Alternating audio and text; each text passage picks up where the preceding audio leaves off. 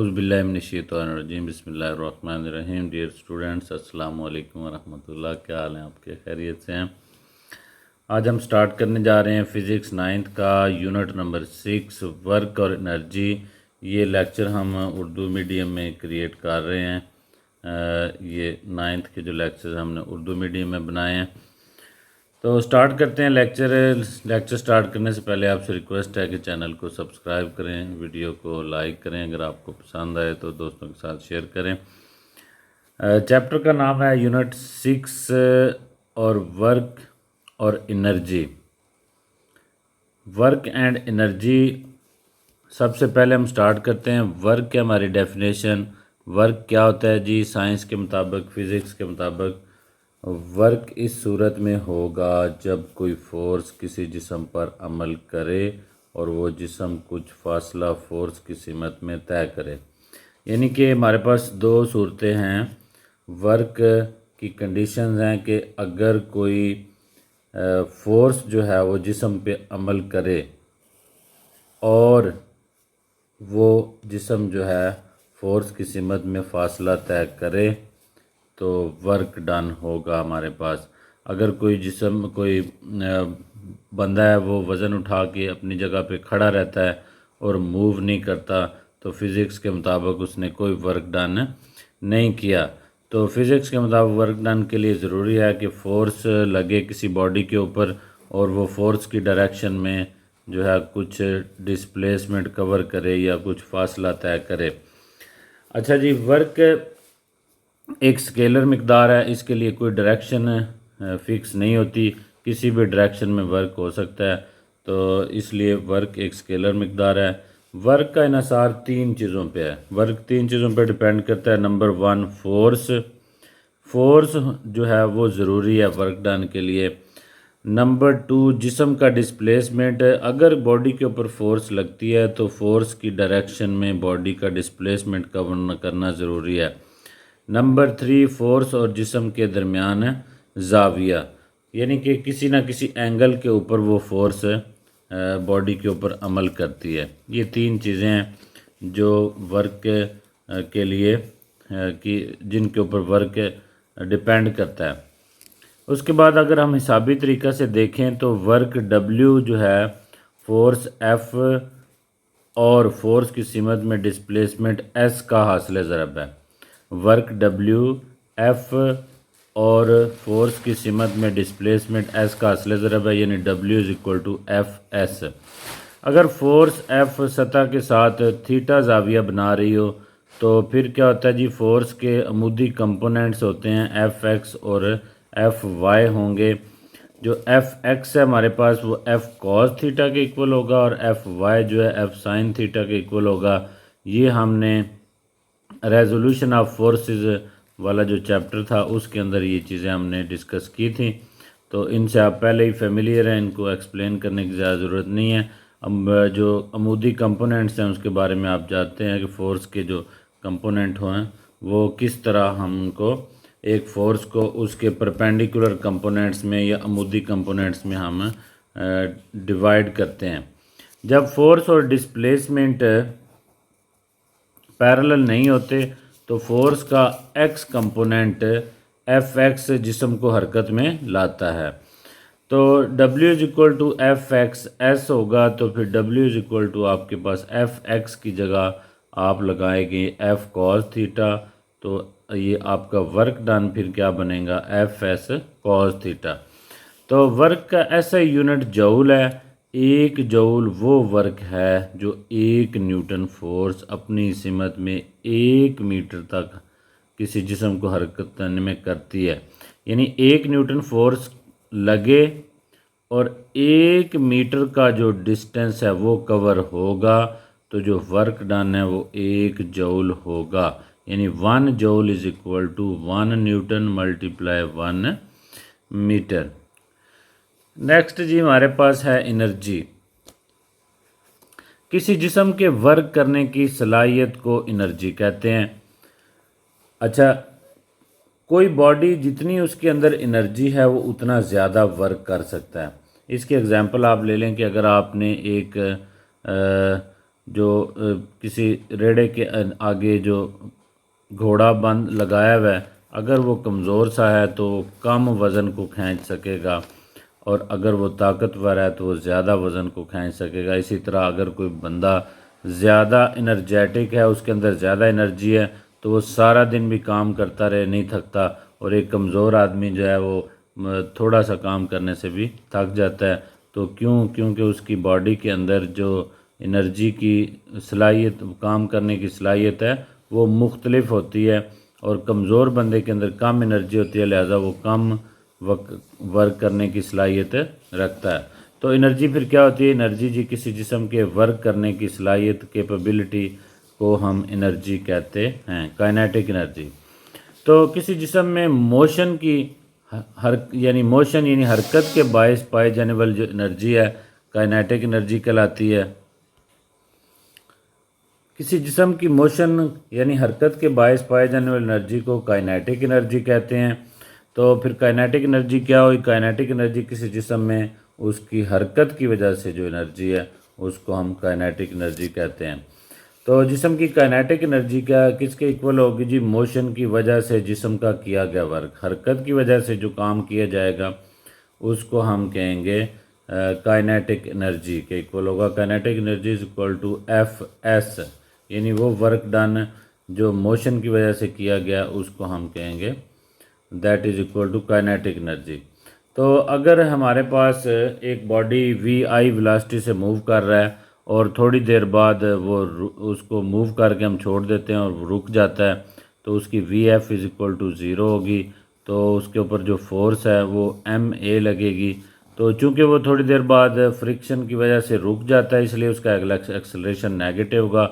F is equal to M A, यहाँ से A is equal to minus F over M हम ले रहे हैं, क्योंकि वो उसका एक्सेलरेशन जो है नेगेटिव है। हरकत की तीसरी मसावात की मदद से हम 2as is equal to V F square minus V I square, ये जो कीमतें हैं हमारे पास, ये वाली, ये हरकत की तीसरी मसावात में हम पुट करते हैं। ए की जगह minus F over M put करते हैं। S is equal to V F हमारी ज़ीरो है, वी ये है। तो आप देखें ये माइनस और माइनस आपस में कैंसिल हो जाएंगे, ये 2 जो है इधर बटे में आ गया है, और एफ़ और एस ये हमारे पास है, एम भी इस तरफ आके मल्टीप्लाई हो गया, इधर वी स्केयर है, बाकी सारी ज़ीरो हैं, ये माइनस इस माइनस से प्लस हो जाएगा। तो F S is equal to half M V square. तो वर्क डन हमारा कितना है? Half M V square. तो आपको पता है कि ये काइनेटिक एनर्जी और वर्क डन आपस में इक्वल हैं, तो फिर हम एफ एस की जगह क्या लिखेंगे? Kinetic energy. काइनेटिक एनर्जी का फिर फार्मूला हमारे पास बन गया हाफ एम वी स्केयर। ये जो जीनियस बच्चे हैं उनके लिए तो ये सारा टॉपिक कंप्लीट है, और जो वीक स्टूडेंट्स हैं वो ये डेफिनेशन करने के बाद जस्ट ये फार्मूला भी कर लें तो उनके लिए काफ़ी है। तो उसके बाद ही हमारे पास है पोटेंशियल एनर्जी। किसी जिस्म की पोजीशन की वजह से वर्क करने की सलाहियत को पोटेंशियल एनर्जी कहते हैं। जब किसी बॉडी की पोजीशन चेंज की जाती है तो उसके अंदर जो पोटेंशियल स्टोर हो जाता है एनर्जी, उसको हम पोटेंशियल एनर्जी कहते हैं। तो potential energy P dot E is equal to F multiply H. तो फोर्स, अगर आप देखें कोई ईंट को उठा के अगर आप बुलंदी पे ले जाते हैं, तो वो फोर्स उसके अंदर उसके वेट की सूरत में स्टोर हो जाएगी, और that is will be equal to M G. तो एफ़ की जगह हम एम जी लगाएँ तो पोटेंशियल एनर्जी का जो फार्मूला है वो एम जी एच बन जाता है। तो पोटेंशियल एनर्जी क्या है जी? अगर किसी आप स्प्रिंग को प्रेस करते हैं या उसको खींच के छोड़ते हैं, तो जो उसके अंदर एनर्जी स्टोर होने की वजह से वर्क कर रहा है वो उसकी पोटेंशियल एनर्जी है। इसी तरह आप अगर रेल को खींच लेते हैं तो, और तीर कमान को आप खींच लेते हैं, रबड़ को, तो उसके अंदर भी जो एनर्जी स्टोर होती है वो पोटेंशियल एनर्जी ही होती है।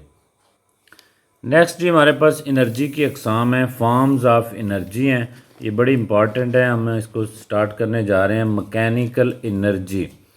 तो ये मैकेनिकल एनर्जी हमारे पास क्या है? जो अभी हमने 2 टाइप्स पढ़ी हैं इसकी एनर्जी की, काइनेटिक एनर्जी और पोटेंशियल एनर्जी, दोनों को मिला के जो मैकेनिकल एनर्जी बनती है। तो इसकी डेफिनेशन देखें, किसी जिस्म में इसकी मोशन या पोजीशन या दोनों की वजह से जो एनर्जी है उसको हम मैकेनिकल एनर्जी कहते हैं। तो फिर ये मैकेनिकल एनर्जी क्या है जी, पोटेंशियल एनर्जी और काइनेटिक एनर्जी का सम है, उसको हम कहते हैं मैकेनिकल एनर्जी। तो इसकी एग्जांपल आप देख लें, मसलन नदी में बहता हुआ पानी, उसके अंदर पोटेंशियल एनर्जी है। मुतहरक कार है, यानी कार जो हरकत में, उसके अंदर पोटेंशियल काइनेटिक एनर्जी है। तो बुलंद किया हुआ हथौड़ा, इसके अंदर पोटेंशियल एनर्जी है। चूँकि ये दोनों का सम अप है, इसलिए ये मैकेनिकल एनर्जी जो है, इसको हम कहते हैं कि ये पोटेंशियल एनर्जी और काइनेटिक एनर्जी दोनों को मिला के जो एनर्जी की फॉर्म बनती है, उसको हम मैकेनिकल एनर्जी कहते हैं। नेक्स्ट हमारे पास है जी हीट एनर्जी। हरारत गर्म अजसाम से खारिज होने वाली एनर्जी की एक किस्म है। हीट क्या होती है जी, हरारत। तो हरारत की वजह से जो एनर्जी है, उसको हम हीट एनर्जी कहते हैं। जो खुराक हम खाते हैं, उसका कुछ हिस्सा हमें हीट एनर्जी मुहैया करता है। तो इसकी एग्ज़ाम सूरज हीट एनर्जी का सबसे बड़ा ज़रिया है। ये सबसे बड़ी हमारे पास हीट एनर्जी की एग्जांपल है कि जो सूरज है, उसकी जो एनर्जी है, वो हमारे पास हीट एनर्जी का सबसे बड़ा सोर्स या सबसे बड़ा ज़रिया है। उसके बाद देखें जी इलेक्ट्रिकल एनर्जी। इलेक्ट्रिकल क्या होती है जी, जो हमारे पास बिजली की फॉर्म में जो एनर्जी की शक्ल है, उसको हम इलेक्ट्रिकल एनर्जी कहते हैं। इलेक्ट्रिकल एनर्जी हमें कहाँ से हासिल होती है, बैटरियों से या इलेक्ट्रिकल जनरेटर से हासिल होती है। यानी कि जो जनरेटर जो बिजली प्रोड्यूस करते हैं, वहाँ से हमें हासिल होती है। इन इलेक्ट्रिकल जनरेटर्स को कैसे चलाया जाता है, हाइड्रो पावर से, यानी डैमों के जो ऊपर जो हाइड्रो पावर पैदा प्रोड्यूस करने के लिए जनरेटर लगाए जाते हैं। थर्मल पावर स्टेशनों के अंदर जनरेटर लगाए जाते हैं। न्यूक्लियर पावर स्टेशनों के अंदर जनरेटर लगाए जाते हैं। वो सब क्या हैं जी, वो हमें इलेक्ट्रिकल एनर्जी मुहैया करते हैं। नेक्स्ट हमारे पास है साउंड एनर्जी। साउंड आवाज़ को कहते हैं। आवाज़ एनर्जी की एक किस्म है। ये तब पैदा होती है जब कोई जिस्म थरथराता है, यानी वाइब्रेट करता है। जैसा कि ड्रम का डायाफ्राम, यानी जब ढोल का जो डायाफ्राम जो वाइब्रेट करता है, तो वहाँ से आवाज़ पैदा होती है। सितार के थरथराने के सितार के जो तार जब थरथराते हैं, तो तब भी साउंड पैदा होती है। और बांसुरी में थरथराता हुआ हवाई कालम, यानी बांसुरी के अंदर जो हवा है, वो वाइब्रेट करती है, तो उससे भी साउंड प्रोड्यूस होती है। नेक्स्ट है जी हमारे पास लाइट एनर्जी, रोशनी की एनर्जी। रोशनी एनर्जी की एक किस्म है। साउंड की तरह रोशनी भी एक एनर्जी किस्म है। पौधे रोशनी की मौजूदगी में खुराक तैयार करते हैं। चीज़ों को देखने के लिए हमें लाइट एनर्जी की ज़रूरत होती है। अगर रोशनी ना हो तो हम चीज़ों को देख नहीं सकते। ये कहाँ से हमें मिलती है, हमें मोमबत्तियों और इलेक्ट्रिकल बल्बों से हासिल होती है, ताहम बेशतर हिस्सा सूरज से हासिल होता है। लाइट एनर्जी का जो बेशतर हिस्सा है, वो हमें सूरज से हासिल होता है। तो ये लाइट एनर्जी बड़ी इम्पॉर्टेंट फॉर्म है एनर्जी की, क्योंकि देखें पौधे जो हैं, इसकी मौजूदगी में, रोशनी की मौजूदगी में खुराक तैयार करते हैं। और वो जो सूरज की रोशनी है, पौधों के ज़रिए किसी भी सिस्टम के अंदर एंटर हो जाती है, तो और वो आगे से आगे लोगों को फ़ायदा देती है। जैसे पौधे जो रोशनी की मौजूदगी में खुराक बनाते हैं, उसको जब जानवर चारे के तौर पे खाते हैं, तो वहाँ से दूध और गोश्त हमें मुहैया होता है। और इंसान जो है बीजों और फलों की शक्ल में खाते हैं। और आगे से आगे जो पूरा इकोसिस्टम जो है, इसी एनर्जी पे चलता है। जो एनर्जी लाइट एनर्जी पौधों की शक्ल में, पौधों से रोशनी की शक्ल में किसी सिस्टम के अंदर एंटर होती है। तो आगे जी केमिकल एनर्जी है। केमिकल एनर्जी क्या है जी, किसी भी मटेरियल के अंदर जो एनर्जी छुपी हुई है, तो वो एनर्जी केमिकल एनर्जी होती है, जो बज़ाहिर हमें नज़र नहीं आ रही। जैसे मोटरसाइकिल के अंदर पेट्रोल हम डालते हैं, तो बज़ाहिर हमें पेट्रोल के अंदर कोई एनर्जी नज़र नहीं आ रही, लेकिन जो ही वो पेट्रोल को हम इंजन के स्टार्ट करते हैं, तो उसके अंदर जो एनर्जी है, वो उसको मोटरसाइकिल के इंजन को चलाती है, जिससे हम हरकत कर सकते हैं और एक जगह से दूसरी जगह आ जा सकते हैं। तो केमिकल एनर्जी कहाँ होती है, हमारी खुराक में होती है, फ्यूल की मुख्तलिफ़ अक़साम में होती है, और दीगर अशिया में मौजूद होती है। लकड़ी में कोयले और कुदरती गैस को हवा में जलाना एक केमिकल रिएक्शन है। ये भी सारे केमिकल हैं। देख, लकड़ के अंदर भी हमें नहीं पता कितनी एनर्जी है, कोयले और कुदरती गैस में भी। तो जिसमें हरारत और रोशनी के तौर पर एनर्जी खारिज होती है। न्यूक्लियर एनर्जी, न्यूक्लियर रिएक्शन जैसा कि फिशन और फ्यूजन के नतीजे में खारिज होने वाली एनर्जी न्यूक्लियर एनर्जी कहलाती है। खरबों साल से सूरज से आने वाली एनर्जी सूरज पर जारी न्यूक्लियर रिएक्शन का नतीजा है। तो हज़ारों करोड़ों अरबों खरबों साल से सूरज से जो हमें एनर्जी हासिल हो रही है वो अल्लाह ताला की कुदरत से उसके ऊपर जो न्यूक्लियर रिएक्शंस हो रहे हैं और वहाँ से जो एनर्जी खारिज हो रही है उससे ये पूरा सिस्टम है कायनात का जो सोलर सिस्टम का वो चल रहा है। पहले हम पढ़ रहे थे फॉर्म्स ऑफ एनर्जी, एनर्जी की अक़साम। अब हम एनर्जी के बड़े ज़राए के बारे में पढ़ेंगे, सोर्सेज। तो कौन कौन से सोर्सेज हैं जी? पहले हमारे पास हैं नाकाबिल तजदीद ज़राए, non renewable sources of energy. उसमें क्या है? फॉसिल फ्यूल्स हैं। ये जितना भी आपके पास फॉसिल ज़मीन से जो फ्यूल्स निकलते हैं जैसे पेट्रोलियम्स हैं और उसके बाद कोयला और कुदरती गैस है, ये सारे फॉसिल फ्यूल्स हैं। इनको जब आप एक दफ़ा इस्तेमाल कर लेते हैं तो दोबारा ये काबिल इस्तेमाल नहीं रहते, तो इसलिए इनको हम कहते हैं नाकाबिल तजदीद, यानी कि दोबारा इनको नई उसी हालत में नहीं लाया जा सकता काबिल इस्तेमाल हालत में, इसलिए हम इनको कहते हैं कि ये non renewable sources of energy हैं। तो दूसरा हमारे पास क्या है? Nuclear fuels. न्यूक्लियर फ्यूल्स को भी जब आप एटमी रिएक्टर्स के अंदर एक दफ़ा इस्तेमाल कर लेते हैं तो दोबारा उनमें से जितनी एनर्जी होती है वो खारिज हो जाती है और वो दोबारा काबिल इस्तेमाल नहीं रहते। तो इसके बाद हम काबिल तजदीद ज़राए के बारे में पढ़ते हैं। Renewable sources of energy, renewable energy sources, ये वो एनर्जी के सोर्सेज हैं जिनको हम दोबारा से काबिल इस्तेमाल बना सकते हैं। पानी से एनर्जी, तो वाटर से हासिल होने वाली एनर्जी बहुत सस्ती होती है। दुनिया के मुख्तलिफ़ हिस्सों में मुनासिब मकामात पर डैम तामीर किए जाते हैं, यानी बुलंदी पे जब पहाड़ों से पानी आ रहा होता है उनको मुनासिब जो जोग्राफियाई लोकेशन है वहाँ पे डैम तामीर करके पानी को रोका जाता है, और फिर जब वो बुलंदी से पानी के सुरंगों में से डैमों के अंदर से छोड़ा जाता है तो वहाँ से हम जनरेटर्स के ज़रिए उससे बिजली पैदा करते हैं, और फिर आगे जाके दोबारा हम उसको किसी और जगह पे डैम में रोक के दोबारा भी उससे बिजली प्रोड्यूस कर सकते हैं। उसको उससे कोई फ़र्क नहीं पड़ता। डैम पानी ज़ख़ीरा करके सैलाबों को रोकते हैं। रोकने में आबिपाशी के लिए पानी का इस्तेमाल और पानी से बिजली पैदा करने के लिए इस्तेमाल होते हैं। तो सूरज से एनर्जी जो है, सूरज से आने वाली एनर्जी सोलर एनर्जी है। सोलर एनर्जी बिल वास्ता या बिला वास्ता, यानी डायरेक्ट और इनडायरेक्ट इस्तेमाल की जाती है।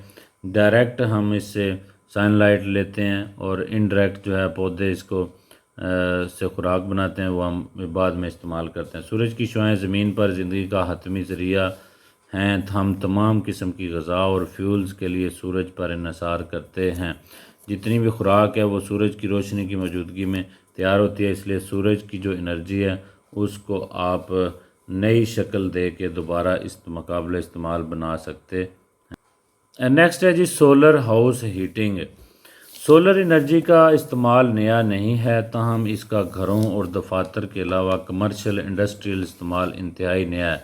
यानी कि आप कारोबारी मकासद के लिए और फैक्ट्रियाँ चलाने के लिए जब सोलर एनर्जी को इस्तेमाल करते हैं तो उसको वो एक इंतहाई नया सिस्टम है। मुकम्मल सोलर हाउस हीटिंग सिस्टम मौसम गर्मा में कलील तरीन मकदार में सूरज की रोशनी पहुँचने वाले इलाकों में कामयाबी से इस्तेमाल हो रहे हैं। तो सोलर हाउस हीटिंग सिस्टम लगा दिए जाते हैं घरों के ऊपर, जिससे वो एनर्जी को, सोलर एनर्जी को घरों को गर्म करने के लिए इस्तेमाल करते हैं। सोलर सेल्स, सोलर सेल्स के ज़रिए सोलर एनर्जी को बराह रास्त इलेक्ट्रिसिटी में तब्दील किया जा सकता है। ये एक बड़ा एडवांस सिस्टम है जिससे जो आजकल की ग्लोबल वार्मिंग का मसला है उसको भी किसी हद तक टैकल किया जा सकता है कि सूरज की जो रोशनी है, तपश है, उसको आप सोलर सेल्स के ज़रिए बिजली में बना के आप रिन्यूएबल एनर्जी सोर्सेज में तब्दील करके दोबारा उसको इस्तेमाल कर सकते हैं। सोलर सेल, जिसे फ़ोटो सेल भी कहा जाता है, सिलिकॉन वेफर से बनाया जाता है। जब सन लाइट सोलर सेल पर पड़ती है तो ये रोशनी को बराह रास्त इलेक्ट्रिकल एनर्जी में तब्दील कर देता है। जब सूरज की रोशनी सोलर सेल पर पड़ती है तो रोशनी को बराह रास्त वो बिजली बना के आपको प्रोवाइड कर देता है। नेक्स्ट है जी विंड एनर्जी। विंड कहते हैं हवा को। विंड को सदियों से बतौर एनर्जी इस्तेमाल किया जाता रहा है। ये समुद्रों में चलने वाले बादबानी जहाज़ों, वो जहाज़ जो हवा के रुख पे चलते हैं, उनको पावर मुहैया करने का असबाब बनती है। ये पन चक्कियों में अनाज पीसने और पानी को पंप करने और विंड टरबाइन चलाने के लिए भी इस्तेमाल होती है। तो इसके बाद ये आपके पास है जियो थर्मल एनर्जी। जियो कहते हैं ज़मीन को, थर्मल कहते हैं हीट को, एनर्जी ज़मीन के अंदर जो हरारत है उसको, उसका जो इस्तेमाल है उसको हम कहते हैं जियो थर्मल एनर्जी। ज़मीन के बाज़ हिस्सों में ज़मीन हमें गीज़र्स और गर्म चश्मों से गर्म पानी मुहैया करती है। तो ज़मीन के अंदर बहुत ज़्यादा गहराई पर वाक़ ज़मीन का अंदरूनी पिघला हुआ हिस्सा मैग्मा कहलाता है। ज़मीन के अंदर मौजूद इस हरारत को इस्तेमाल करके घरों और दफातरों को गर्म कर रखने के साथ साथ इसे बिजली पैदा करने के लिए भी इस्तेमाल में लाया जाता है। तो इस हीट को जब आप इस्तेमाल में लाते हैं तो उस सिस्टम को हम कहते हैं जियो थर्मल एनर्जी, यानी ज़मीन के अंदर जो हरारत है उसकी एनर्जी को आप इस्तेमाल करके बहुत से अपने काम निकाल लेते हैं। तो ये भी एक रीन्यूएबल एनर्जी सोर्स है। आगे एक बड़ा इंपॉर्टेंट टॉपिक है मास एनर्जी मसावात। ये टॉपिक छोटा सा है लेकिन इसके बारे में अक्सर क्वेश्चन पूछ लिया जाता है। Mass energy मसावात। आइंस्टाइन ने मादे और एनर्जी के बाहमी तबादला की पेशन गोई की। आपको पता है कि आइंस्टाइन ने कहा था कि मादा जो है उसे एनर्जी और एनर्जी से मैटर, इनको आप में इंटर कन्वर्टेबल हैं, एक दूसरे के अंदर आप कन्वर्ट कर सकते हैं। तो फिर उसने कहा मास एम और एनर्जी ई के दरमियान एक ताल्लुक की मसावात उसने आइंस्टाइन की मास एनर्जी मसावात से बयान किया गया। तो इसको हम कहते हैं E energy is equal M C square. तो यहाँ सी रोशनी की स्पीड है और इस ये 3 × 10 की ताकत 8 ms-1 यानी मीटर पर सेकंड होती है। आगे हमारे पास एक बड़ा अहम टॉपिक है एफिशिएंसी। एफिशिएंसी क्या होती है जी? अगर एक आपके पास मोटरसाइकिल है वो 1 लीटर में 70 किलोमीटर चलती है और दूसरी मोटरसाइकिल है वो 1 लीटर पेट्रोल में 50 किलोमीटर चलती है, तो एक जितने खर्चे में दो जो बाइक्स हैं वो डिफरेंट आपको काम करके दे रही हैं। जो बाइक उतने ही खर्चे में ज़्यादा, यानी कि 1 लीटर में 70 किलोमीटर चलती है, उसकी एफिशिएंसी 50 किलोमीटर वाली से ज़्यादा है। तो एफिशिएंसी क्या है जी? कि आप एक सिस्टम को इनपुट देते हैं तो अगर वो आपको ज़्यादा आउटपुट दे तो उसकी एफिशिएंसी ज़्यादा होती है, अगर कम आउटपुट दे तो एफिशिएंसी कम होती है। यानी कि कम खर्चे में अगर ज़्यादा काम करती है तो उसकी जो एफिशिएंसी है वो ज़्यादा होगी, अगर ज़्यादा खर्चे में कम काम कर रही है तो फिर उसकी एफिशिएंसी कम हो जाएगी। किसी सिस्टम की एफिशिएंसी इस सिस्टम से बतौर आउटपुट हासिल करदा एनर्जी, यानी आपने किसी मशीन को कोई से जो काम वो आपको मशीन करके दे रही है उसका आपने निस्बत देखनी है कि जो आप उसको एनर्जी फ्राहम कर रहे हैं वो कितनी है।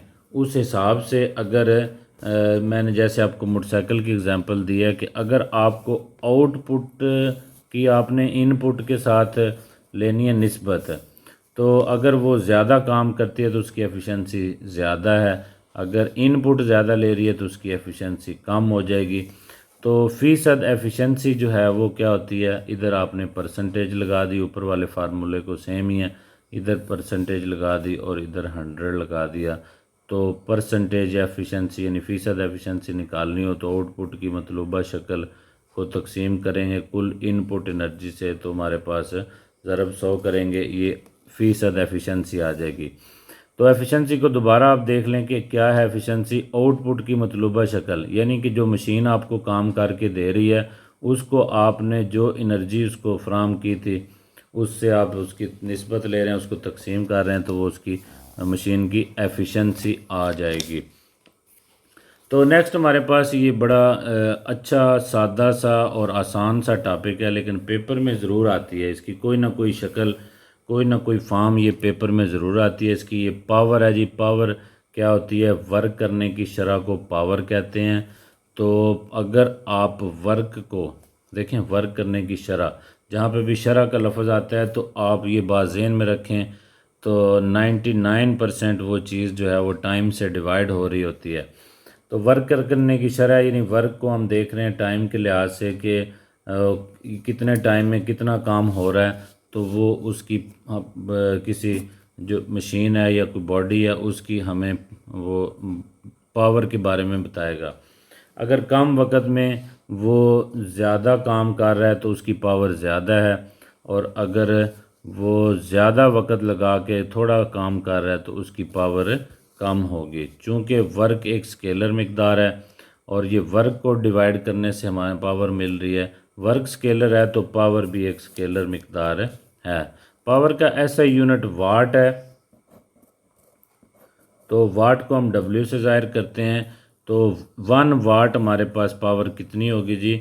अगर कोई जिस्म 1 सेकंड में 1 जूल वर्क करे, 1 सेकंड में 1 जूल वर्क करे तो इसकी पावर 1 वाट होगी। पावर के बड़े यूनिट किलो वाट और मेगावाट वगैरह हैं। तो वाट का आपने देखना है, इसको ध्यान से आप याद रखेंगे कि जो इसकी या तो पावर की डेफिनेशन पेपर में आ जाती है, और या फिर इसके बारे में पूछ लिया जाता है कि इसका यूनिट क्या है और ये कौन सी मकदार है, स्केलर है या वेक्टर मकदार है, और या फिर इसके यूनिट की डेफिनेशन पूछ ली जाती है। तो इसलिए ये बड़ा इम्पॉर्टेंट टॉपिक है और आसान भी है, इसलिए इसको इग्नोर करना नहीं चाहिए। तो आज का हमारा लेक्चर कंप्लीट होता है इधर ही। तो हम आपसे नेक्स्ट लेक्चर में मिलेंगे इंशाल्लाह। वीडियो अगर आपको पसंद आई तो इसको लाइक करें, दोस्तों के साथ शेयर करें और चैनल को सब्सक्राइब करें। मिलते हैं नेक्स्ट वीडियो में इंशाल्लाह। अल्लाह हाफिज़।